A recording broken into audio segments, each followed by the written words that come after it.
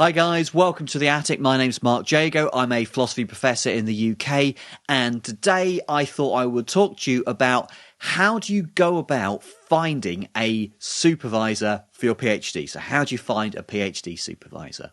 Okay, let's take a look. So I'm basically going to talk you through a list of things that you should do roughly in order and why you should do them and how you actually go about finding this supervisor. Then I'm going to talk about the timeline for doing each of those things. And then I'm going to give you a bunch of do's and don'ts just so you can avoid kind of making the mistakes that I think a lot of people make just because no one's ever told them. Okay, so if that sounds good to you, do me a favor before we get going. Give this video a big thumbs up. That really helps me out on YouTube. And if you haven't already, why not subscribe to the channel and hit the bell icon to get notifications. Okay, so let's start with a list of the things that I think you should be doing if you're trying to find a PhD supervisor. So the first thing you want to think about doing is settling on your research topic or your research area. So at this point, you don't need a precise project proposal written up or even a really clear idea of exactly what your PhD is going to be on. You just need to know what area it's going to be in and a kind of a rough idea of what kind of questions you're going to be interested in. You then want to start thinking about putting together a long list of names of potential supervisors. Your main source for this is going to be asking your lecturers. So nearly everyone who's thinking of applying for a PhD, they're doing an undergrad, they're doing a master's, or they're doing some kind of study, or at least they've recently done some kind of study. So you've got lecturers that you can go and talk to, or you can email, and you can say, who do you think I should do my PhD with? So this step's really important, right? You want lots and lots of names in the hat, and the best way to get them is by talking to lots of people. So primarily talking to your lecturers. You're in a class, you're interested in a topic. Oh, I might want to think about this for my PhD. Who writes on this topic? Who works on this topic? Who's good on this? Who would be a good supervisor for me? If you've got a personal tutor, go and talk to them. We've been talking over the last 3 years or whatever. Who would be a good supervisor for my PhD? You can also think about interesting papers that you've read, papers that have kind of sparked ideas off. If they're from recent philosophers, you might think, yeah, they might be a good supervisor for me. I'd like to work with them based on what they've written in this paper, so stick their name on the long list. At this point, you're not really thinking about too much of the details, just getting names down on the list. Okay, so once you've got that long list, you're then going to go through each person's name on that list and find out a bunch of information about them. So where do they work? Is that the kind of university that has PhD students? Which country are they in? Are they kind of research active at the moment? All that kind of stuff. You might go and look up their website and see, are they actively looking for PhD students? Some academics say, I'm really looking for PhD students at the moment. I would love to work with people working in these areas. If they do say that, and that's one of your areas, then that's kind of like a big tick maybe for that name. If they don't say that, that doesn't mean that they don't want to work with you. It just means that maybe they haven't said. Okay, so as you're going through and finding out this information for each person on your long list, you're thinking about a bunch of questions, right? So you're looking at where they work. So the university, would you want to study there? The city, do you want to live there? Maybe you're thinking about, is it in the country you're currently living? Is it in the UK? Is it in the US? Is it in continental Europe? And you're thinking about, is that the kind of place I would want to go and work? You're also looking at the kind of research that person does, the kind of department it is as a whole, the kind of facilities they've got for PhD students. So you're looking at all these things. As you go through each person's, try and find out all of this information in one go and write it down. You need all this information to make a good informed decision. And kind of as it gets to crunch time, if you're trying to jump back in and find out this bit of information, that information, it can get really confusing. So really what you want to do is, as you go through this list, get as much information as you can about each potential person on the list.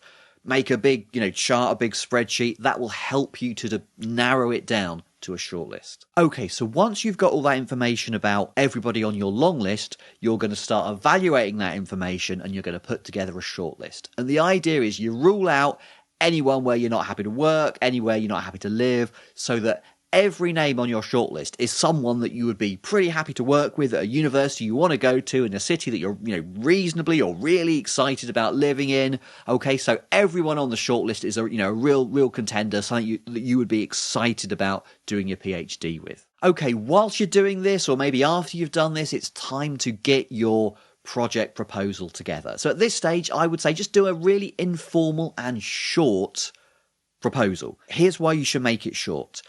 All of these supervisors that you're going to be emailing, they're probably going to have lots of inquiries from lots of different people. I get lots of inquiries from potential PhD students, and nearly all of them don't come to work with me, okay? Most of them, for whatever reason, go somewhere else or don't do a PhD at all. Lots of very speculative applications. Because I'm getting lots of inquiries, it's really hard at the first instance to put a lot of attention into all of them, right? So if somebody's sending me like a 10-page research proposal and saying, oh, would you be interested in supervising this? I'm going to give it a really quick look over and say, yeah, I am, or, that's not my kind of thing at all, okay? So you can help your supervisor out by keeping it short. So put together a really short, like 1 page at the maximum, ideally half a page, research proposal that makes it really, really clear what you want to work on and then a little bit about you. So you can include a little CV. Again, really, really short. Really, I don't care too much about what you've done in the past. Really, I just want to know, like, where have you studied, that your grades are all right, and that you're interested in this kind of research area. Put enough in there to make it clear that you've got a good idea about that area. So mention some names, mention some of the contemporary issues that are going on there, just to make it clear that you've put some time into working out what it is you want to study. If somebody sends me something and it looks like they haven't put much effort into it, I'm thinking, here's somebody who doesn't put much effort into things. Not sure I want to supervise them for 4 years. So once you've got that together, you've got your shortlist, you've got your research proposal, it's time to contact everyone on the shortlist with your research proposal, just saying, would you be interested in supervising me? Here's my research proposal. Now, if you get a positive response from somebody and you think, yeah, this is sounding pretty good, sounds like we're getting on, you might want to go and visit them. So lots of universities have postgrad open days, but that might not fit in with the timing, so you might want to just ask whether you can go and visit these people. A lot of people have office hours. I've got 2 hours a week, and if you're a potential PhD student, that's at least 2 hours where I can say, yeah, I'm going to be in the office. There's plenty of other times when I'm going to be in the office. Let's make a time, and we can just chat about what it would be like to come and work here. So if you're serious about working with a particular person in a particular place, it's definitely worth going to see them, just to work out what it's like there, what the building's like, what the department's like, what your kind of relationship is like. So if you're diving into a 4-year PhD, or whatever, maybe more if it's like in the US or whatever, it's a good idea to go and kind of just check out that it's going to work for you in advance, okay? One thing I would say about that is that it's basically on you to make yourself available at a time when your potential supervisor can fit into it, right? Because they've got a busy schedule. They can't really just probably squeeze in extra time just for you when you haven't committed to be going there to work with them, okay? So it's really a case of saying, okay, would it be okay to come and see you sometime, and what times have you got available, and you fit in with what they can manage. So once you've done all that, it's time to think about where you're going to apply. You're going to be using all this information that you've picked about your supervisor, but there might be more stuff going on, like stuff to do with funding. I'm going to do another video about how you apply for funding, and that might be affecting your decisions. Now, with PhDs, there's no rule that says you can't apply to more than one place. And definitely what a lot of people do is they apply to a whole bunch of places, and they apply for funding at a whole bunch of places, and then if one of them is successful, that's where they go to, okay? Funding is really, really hard to get, so you're probably not going to get lots of offers. So if you get an offer of funding at one place or 2 places, you might choose between them then. But if you get one offer of funding, even if that's not your first choice university, you might go, yeah, you know what, a PhD with funding beats any PhD without funding. So that kind of helps you make your decision. Okay, so your final decision is going to be based on a whole bunch of things. I'm going to talk about funding in another video. You want to have an idea of maybe a 1, 2, 3 of your preferred universities and preferred supervisors who have said that they would be happy to work with you.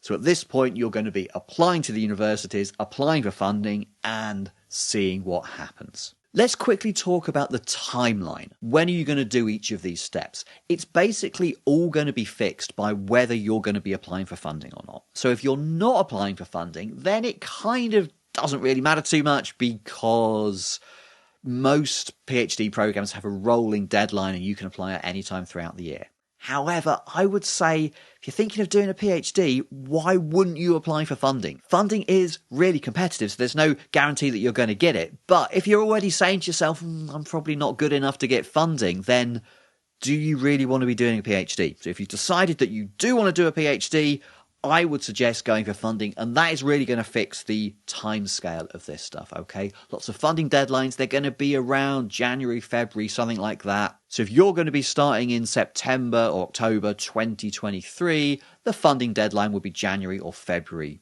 earlier that year, 2023, okay? So we're going to be working backwards. So here's how a timeline might go. Okay, so working out your research area and topic, I would suggest thinking about that over the summer before. And then in the September, so that's 1 year before you'd start your PhD, you want to be asking your lecturers for names, putting that long list together. And then doing the research, do that quickly and make your shortlist also in September. And also at the same time, get your CV together, get your research proposal together. Okay, so you're doing all that in September so that you can start emailing potential supervisors in October. That process is going to take some time, right? Because you're emailing them, you're going to wait for replies. You're probably going to want to have a chat with them before you start thinking about applying. If you're going for funding, you want to be putting your funding proposals together, getting it revised, getting comments on it. That takes a lot of time. So you want to leave a couple of months between asking supervisors and actually putting your application in. So let's talk about some do's and don'ts.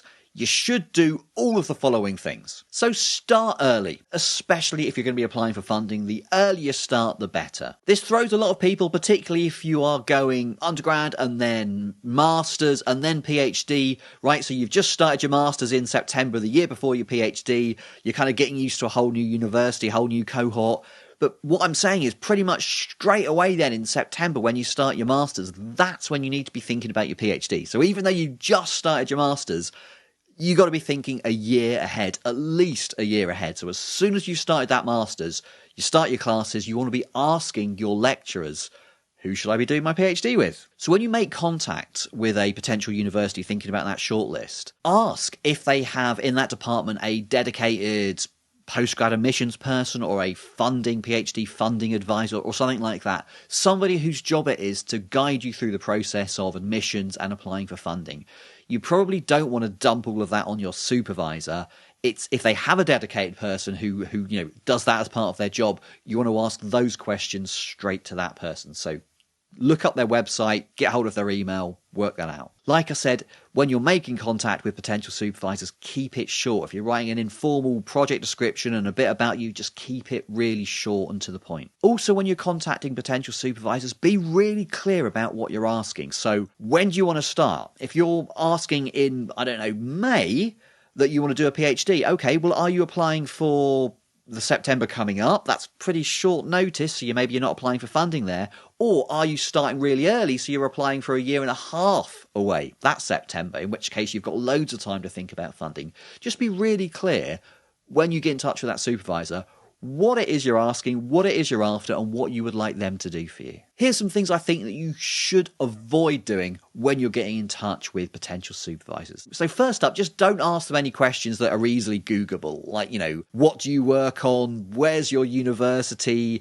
Is funding available? How do I apply for this thing? Basically, if you ask kind of questions that are easy to find out without going through the supervisor, you're basically advertising the fact that you're kind of pretty lazy and you're not very good at working stuff out for yourself and basically probably not suitable for doing a PhD. What you want to be coming across as is, I'm somebody who's self-motivated and I can work all this stuff out for myself by using my research skills to go on the internet and look at some information on a website. Yeah, you want to be able to say, I do this stuff.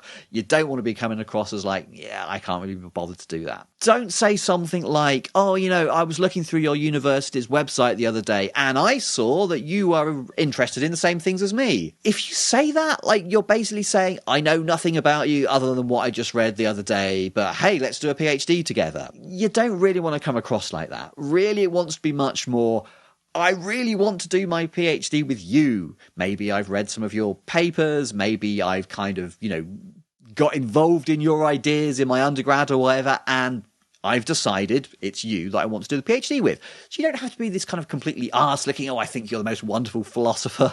It's not. That's not what I'm saying at all.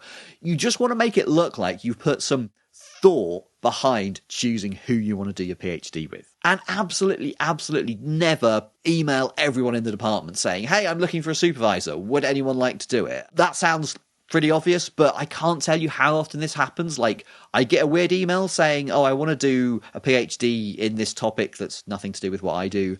Would you supervise it? And I'm like, oh, that sounds a bit weird. And it turns out that like everyone in my department got it. And, that's basically spamming the department in a completely, spammy way. And you're just not going to get a response to that, okay? So, yeah, don't do it. Okay, guys, so there we have some of my thoughts on how you might go about finding a PhD supervisor and some kind of do's and don'ts, things to avoid. I hope you found that useful. If you have, do me a favour, give this video a thumbs up. That really helps me out. If you're looking for more PhD help and advice, I'm going to be doing more of that on this channel, so you can subscribe, you can hit the bell icon to get notifications. If you've got any questions on this, leave me a comment down below. I'm trying to answer all of them. Okay, thank you for watching this far. I really appreciate it, and I'll see you back next time.